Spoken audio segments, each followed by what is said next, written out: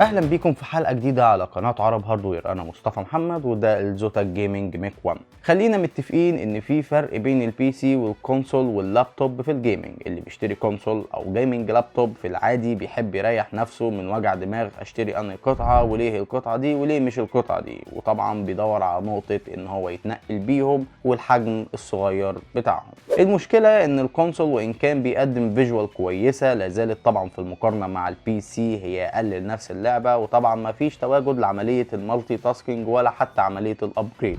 اما لو نويت على جيمنج لابتوب فانت هتاخد فيجوال زي اللي في البي سي بالظبط عشان كارت الشاشه اداء كويس يناسب الامكانيات الحاليه بتاعته، بس اكتر من كده ما تلاقيش لان هو ما فيهوش تعديل، فبالتالي مش هيقدر يديك اكتر من كده. عشان كده اشتري بي سي في العموم لانه عامه هو وحش المالتي تاسكينج، ملك التحديث، حمدي الوزير للفيجوال افكتس. فانت لو بتدور على بي سي بنفس مقاسات الكونسول من حجم صغير وشكل يناسب اي مكان تحطه فيه، مع انك تقدر تتنقل بيه زي اللابتوب باداء اعلى وقابل للتحديث وبحجم صغير، فالميك 1 هيوفر لك الكلام ده كله.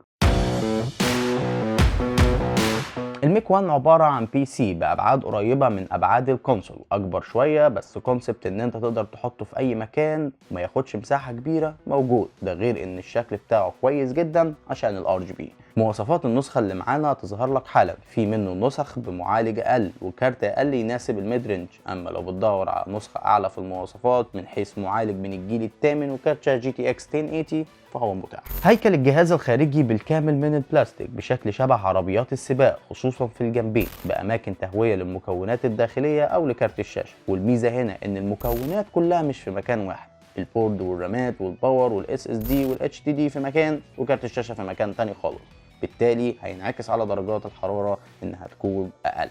الجزء الامامي من الجهاز فيه شعار زوتك جيمنج، والفرونت بانل فيه مستخبيه تحت باب عشان في الاخر يديك شكل عام متناسق. نقطه الابجريد هي اهم نقطه بيمتاز بيها البي سي. الميك 1 هو في الاول وفي الاخر بي سي، زوتك بتستخدم فيه نفس المقاسات بتاعه اجهزه الميني اي تي اكس. ببساطه مفيش حاجه هتقف قدامك في موضوع الابجريد، سواء بورد، كارت، باور سبلاي. المهم انها تكون بنفس الابعاد بتاعه القطع اللي جايه من زوتك. نيجي لنقطة الأداء في لعبة زي اساسنز كريد اوريجينز. على أعلى إعدادات ليها على دقة عرض 1440 بي قدرنا نوصل ل 58 فريم، أما لعبة زي فار كراي 5 على أعلى إعدادات ليها برضو على دقة عرض 1440 بي وصلنا ل 71 فريم. دقة 1440 بي بما ان الجهاز فيه كارت جي تي اكس 1070 تي اي، فده الكارت اللي معمول عشان الدقة دي.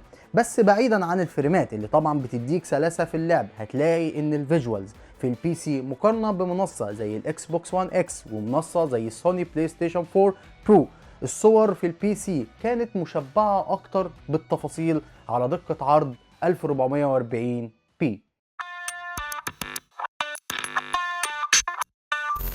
لو انت شخص مش مهتم بالهاردوير ومش عاوز توجع دماغك بالفرق بين القطع وعاوز حاجة تقدر تتنقل فيها وفي نفس الوقت ما تضحيش بالاداء سواء في الالعاب من حيث الفيجوال او في عملية تعدد المهام وفي نفس الوقت تقدر تابجريد فيه، فالميك 1 هيكون احسن اختيار بالنسبة لك. الجهاز بمواصفاته الحالية قادر انه يتعامل مع اي لعبة على دقة عرض 1080 وطبعا دقة عرض 1440 بما ان ده اصلا هدف تواجد كارت زي الجي تي اكس 1070 تي اي. وفي نفس الوقت المعالج اللي في الجهاز هيقدم اداء كويس جدا في برامج المالتي تاسكينج لحد عاوز يشتغل في برامج زي الايديتنج او برامج هندسيه. الحجم والوزن والشكل خصوصا مع الار جي بي هيخليه مناسب جدا في انك تستخدمه في اي مكان. فكره التحديث هي احلى نقطه في الموضوع، لان بايدي اغير القطع لحاجه تديني اداء احسن طول ما انا حاطط في بالي ابعاد القطع. انا ما عنديش مشكله في التحديث. درجه حراره الجهاز بالنسبه للاداء كانت كويسه جدا. الكارت في الالعاب حقق درجه حراره 82 درجه. في الاخير اشتري الميك 1 ولا لا؟ اولا سعر الميك 1 بالنسخه دي هي حوالي 1430 دولار. منطقيا سعر الميك 1 اغلى بكتير من الكونسول، فاي حد ممكن يقول طب ما نشتري كونسول وخلاص، وهو ارخص بص، انت شكلك ما بصيتش على الصوره الكامله. في الاداء، في عمليه تعدد المهام، الفيجوال الاحسن اللي اساسا لو قارناها على ال 1080 مش ال 2K هتكون في البي سي احسن لنفس اللعبه طبعا. طب ما انا ممكن اشتري لابتوب بنفس السعر ده وهو معاه شاشه، بس هنا انت رميت نقطه التحديث اللي غالبا هتفضل محور كبير جدا في المقارنه بين البي سي بمختلف احجامه واشكاله واللابتوب والكونسول. غير كده ان اداء الميك 1 احسن من اللابتوب وممكن تتنقل بيه، على عكس البي سي اللي كيساته بتكون كبيره.